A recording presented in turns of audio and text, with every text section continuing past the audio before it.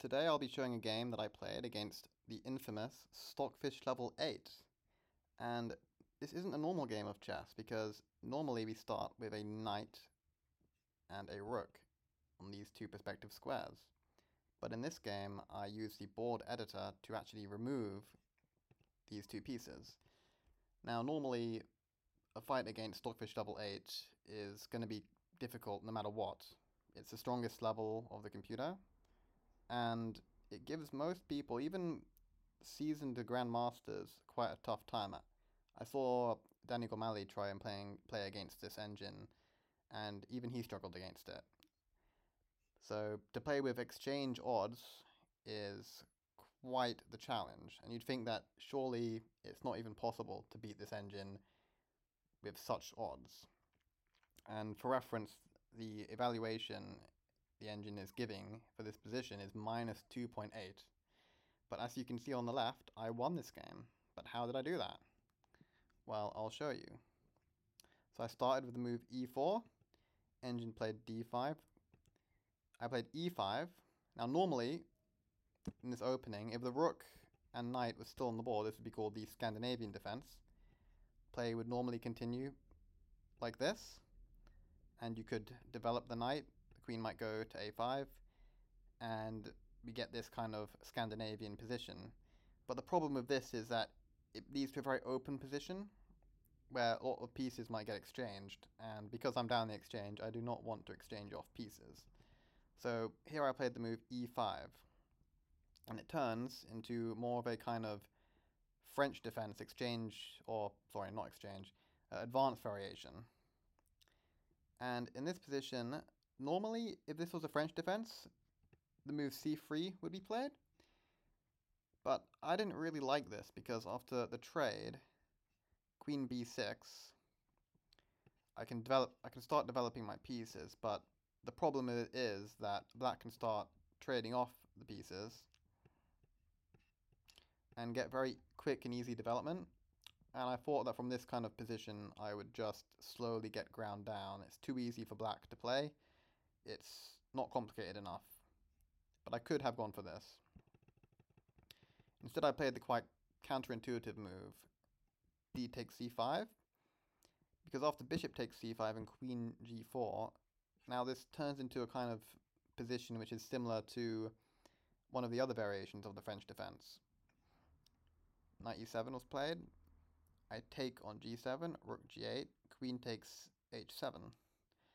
So now I've won two of the kingside pawns, but I am still down the exchange. Although this is what I wanted. I wanted a really complicated position where the computer might make some mistakes, and the exchange that I'm down might not feel quite as relevant.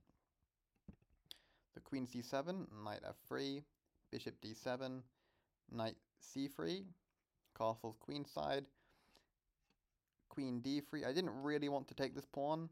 I felt like this was too greedy. Maybe the rook can come attack my queen, and my queen becomes quite misplaced if I have to go to h5. So I took the safe option. Queen d3. Bishop c6. And now in this position, I play this move knight b5, attacking the queen. Now, usually you don't really want to make these kind of knight moves when you're still clearly undeveloped. But in this position, I think it's okay because I'm attacking the queen, and it's not so clear what black does here. If black moves the queen, let's say to b8, then I have the move queen c3 attacking the dark squared bishop. And it's not so clear where this dark squared bishop should go. It doesn't have b4, it doesn't have d6, and you don't really want to play a move like bishop b6, allowing my knight in with this big check. So the engine opts for bishop takes b5. I exchange back with my queen. And this does seem a bit strange to do because this bishop is typically considered to be the bad bishop in the French defense, but we'll see that this actually becomes quite a liability for black not having this bishop anymore. So bishop b6, I return my queen to defend my c-pawn. Knight c6. And now in this position, you can see that black is kind of ganging up against my e-pawn.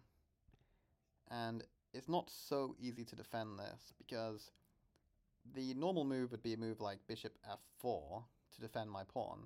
But then f6, and now it's not really clear how I defend. I don't want to play queen e2. And obviously I can't take, because I'll lose my dark square bishop. So I played g3. The engine plays king b8, not even exchanging. And now I play c3, just for reference. You might be wondering why knight b4 wasn't played, because it attacks my queen, attacks my pawn. But if this move was played, then I can actually play queen c3. And you might think, okay, they can trade and take my c-pawn, but actually I'm winning after king d1. There's just nowhere for my opponent's knight to go. Since, oh there, that's a bit of a spoiler. Let me see if I can find the position. Okay, so I played c3 in order to prevent any of this knight business. But now the engine plays d4. Now this is quite a scary move, because it's looking like black is just going to open the position while I'm underdeveloped. So I play the only move, which is queen c4. Now this actually has quite an interesting purpose, because first off, it gets out of the line of the rook, and it also prevents black from taking my e5 pawn, because if in this position knight takes e5 would be played, I could simply trade this, and if bishop takes, I can actually take this pawn, and surprisingly, with the bishop pair, this is better for white. I have a passed h-pawn, I can play bishop g2, and the engine is giving this as plus 1.4, despite me being down the exchange. And I think if you count the pawns, I actually have 2 pawns for the exchange. So it's not so easy for black in this position, actually. So rook d5 was played, trying to really gang up on this pawn. I developed my bishop, rook c5. I played queen a4. Now the engine repeats. And now the engine decides to grab my c3 pawn instead of my e5 pawn. So I recapture, rook takes. I go bishop d2. Returns to c5, castle. Now king goes to a8, so if you're wondering why knight takes e5 wasn't played, it's because I can recapture. And if queen takes, I get to play this move bishop f4. And if queen takes f4, my queen conveniently comes to take his queen. So this is why the engine Stockfish level 8 played king a8. Now I played king g2, and I allow black to take this pawn because it was a liability, and now I get this move in bishop f3. And this bishop on f3 is incredibly strong, because not only does it defend my king, but it also exerts a lot of pressure on black's king. And black is really feeling the absence of its light squared bishop. In fact, the engine tries to give up its rook, but I ignore it. If I capture this, it actually loses after queen takes the double attack. Oop, I did it again. Wonderful. I don't know why that keeps happening. So I defend my bishop, queen c2. Rook retreats. I play a4, making what's the word I'm looking for? The optimal use of my pieces. You can imagine that if I could get my pawn up to a6 in conjunction with my light squared bishop, this would be an incredibly powerful attack. So the engine, seeing this, plays the move queen f5, offering a queen exchange. Now, I was very happy to see this, because now I can trade, and there's these double isolated pawns, which will end up being quite a liability. I get my bishop out of the attack, and I start pushing my h-pawn. I have this very strong passed pawn, which hopefully I can get to the end. And spoiler alert, it does. Bishop e5, rook e1. I start getting my pieces to better squares and start pushing my h-pawn. And now the engine plays f4. I was quite happy to see this move because now I get to play g4 and I connect my passed pawns. If the engine hadn't played the move f4, I'm not too sure what I would have done, because while this passed pawn is pretty strong, it's not so clear how I get it to the end. If I start pushing immediately, let's say I play a move like h6, there's no real way for me to start pushing this pawn any further because it's too well protected by black's rooks. I can never play g4 because the pawn can just take it. But after the move f4, I get to play g4. And now this allows me to shuffle. So I play king h3. I get my bishops to some good squares after repeating once. And the rook cannot come down to fork my bishops because I have the nice fork. And I did it again.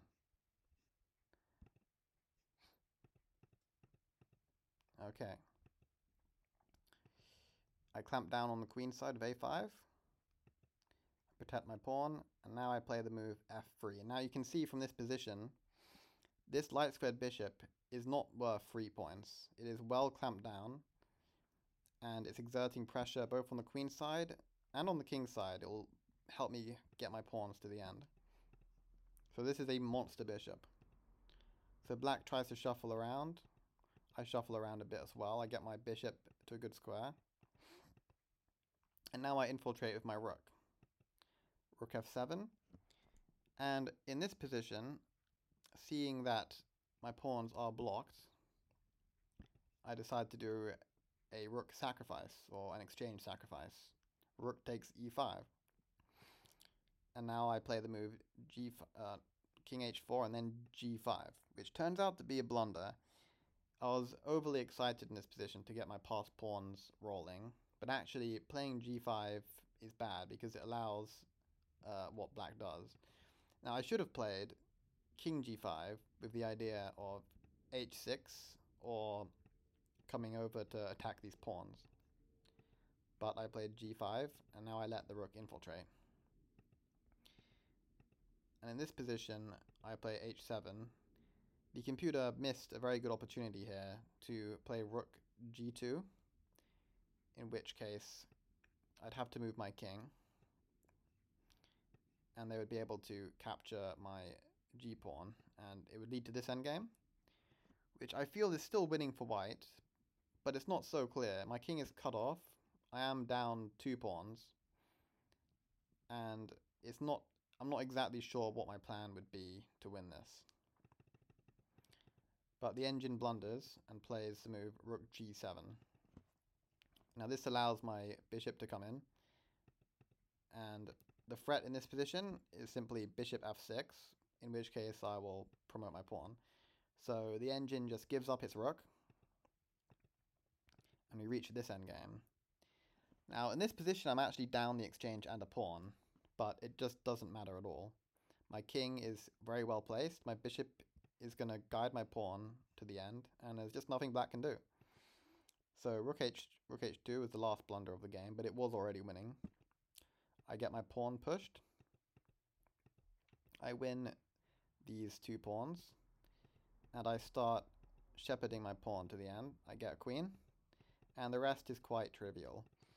I simply win his last 2 pawns, and I have the wrong colored bishop for this, but it doesn't matter because his king is too far away, and it ends in a nice checkmate. So this is how you can beat the engine, the Stockfish level 8, the hardest engine that lichess has to offer, from down the exchange. So if you lose against this engine